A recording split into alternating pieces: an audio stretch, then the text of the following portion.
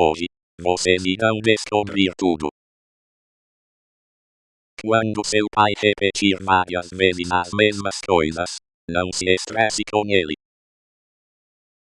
Quando ele perguntar várias vezes as mesmas coisas, não se estresse com ele. Quando ele não souber distinguir o certo do errado, não se estresse com ele. Quando ele não gostar das coisas que você gosta, não se estresse com ele. Saiba que, por trás de todas essas coisas, existe uma lição. Uma lição que ele ainda está deixando para vocês, antes de partir desta vida para outra. Pode que vocês também foram assim, quando eram crianças. E ele teve paciência, teve amor, teve força.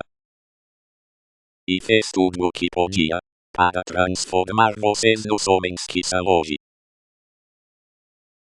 Eu já perdi meu pai, minha mãe, meus irmãos e até minha filha. Eu conheço a dor de uma perda.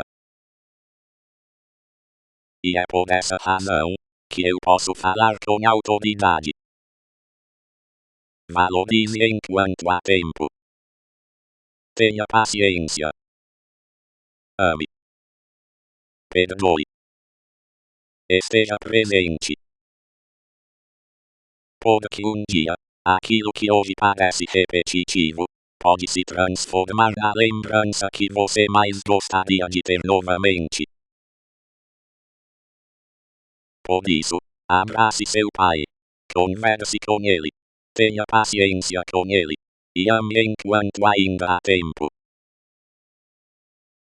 Que todos os pais, e todos os filhos, sejam abençoados. Feliz Dia dos Pais.